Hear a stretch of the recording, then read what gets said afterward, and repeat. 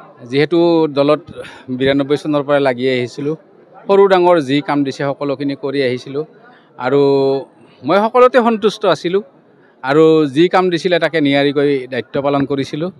কেতিয়াও ভবা নাছিলোঁ মই নেতা হ'ম, মই কাৰ্যকৰ্তা হৈ থাকি ভাল পাওঁ। আজিও মই কাৰ্যকৰ্তাই হৈ থাকিম আৰু সকলোকে লগত লৈ যদি আমি বৰপেটা জিলাখনক বহুত ভাল দিশলৈ লৈ যাব পাৰোঁ, অৰ্থাৎ ভাৰতীয় জনতা পাৰ্টীৰ যিহেতু চৰকাৰ, অদূৰ ভৱিষ্যতেও ভাৰতীয় জনতা পাৰ্টীৰ চৰকাৰ বহু দিনলৈকে থাকিব আৰু সেইকাৰণে আমিও বিচাৰোঁ সেই চৰকাৰৰ অংশীদাৰ হৈ থাকিবলৈ।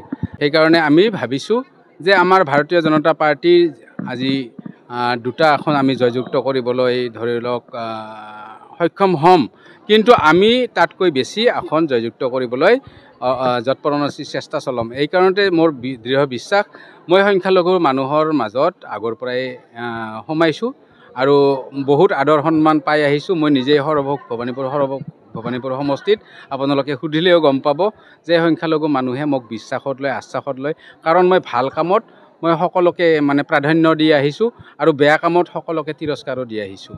শীৰ্ষতম নেতৃবৃন্দক অশেষ ধন্যবাদ জ্ঞাপন কৰিছোঁ।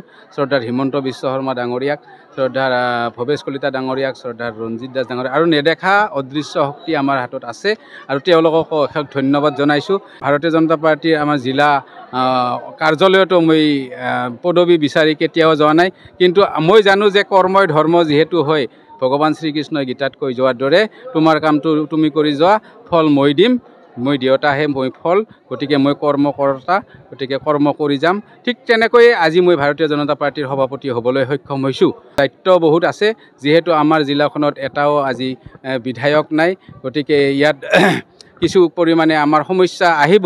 মোৰ ওপৰত আপোনালোকেও বিশ্বাস ৰাখক, আমি কেতিয়াও দুৰ্নীতিক প্ৰশ্ৰয় নিদিওঁ, দুৰ্নীতি আমাৰ লক্ষ্য নহয়।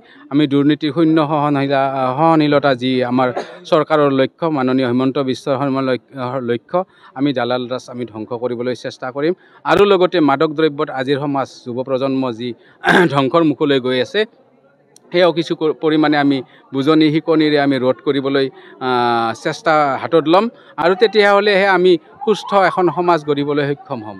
শিক্ষা দীক্ষাৰ ক্ষেত্ৰতো বৰপেটাখন কিছু আগতকৈ পিছ পৰিছে বুলি মোৰ অনুমান, কাৰণ তাত বহুত আছে কিন্তু একোৱে নাই, এনেকুৱা এটা হৈছে। বহুত পাবলগীয়া আছে, মই সেইখিনি চৰকাৰৰ ওচৰত দৃষ্টিগোচৰ কৰিবলৈ মই যত্নপৰ হ'ম, কাৰণ বৰপেটাত আজি যিটো অৱস্থা, এইটো অৱস্থাত কিছু আমি ভৱিষ্যতত শংকাত ভুগিবলগীয়া হৈছে, ভৱিষ্যত আমাৰ কি হ'ব কি নহ'ব।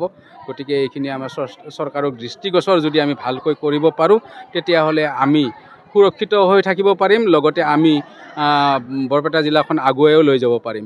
আৰু কৰ্মদক্ষতা, কৰ্মৰ ক্ষেত্ৰত আমি কৰ্মৰ স্পৃহা যিটো আমাৰ আজিৰ যুৱচামৰ মাজত কমি গৈছে, তাৰ প্ৰতি আগ্ৰহী কৰ্মধাউতি কৰিবলৈ আমি চেষ্টা কৰিব লাগিব, কাৰণ যুৱচামে যদি সঠিক পথ দিব নোৱাৰি যুৱচামক, তেতিয়াহ'লে বিপথে পৰিচালিত হয় আৰু বিপথে পৰিচালিত হৈ সমাজখন একেবাৰে ধ্বংসৰ মুখলৈ যাবলৈ আগুৱাই যায়।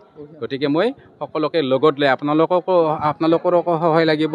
মোৰ কোনো জাতি ধৰ্ম নাই, যিয়ে ভাল কাম কৰে তেওঁকে মই শ্ৰদ্ধা কৰোঁ, ভক্তি কৰোঁ আৰু যিয়ে বেয়া কাম কৰে তাকে মই তিৰস্কাৰো কৰোঁ। আচলতে মই অলপমান মানুহজন ব্যতিক্ৰম ধৰণৰ আৰু মই ব্যতিক্ৰমী সভাপতি হ'বও বিচাৰোঁ, গতানুগতিক হৈ অহা সভাপতিৰ দৰে মই হ'ব নিবিচাৰোঁ। কৰ্মই ধৰ্মত, ইয়াকে মই সৰগত কৰি লৈ যাম আগলৈ। গতিকে এইখিনি কৈ আপোনালোকক বহুত ধন্যবাদ জনাইছোঁ অপেক্ষা কৰাৰ বাবে। পুনৰ লগ পাম, ইয়াৰ আশাৰে ভোগালী বিহুৰ শুভেচ্ছা আৰু নতুন বছৰৰ শুভেচ্ছা একেলগে মই সকলোকে যাচিছোঁ।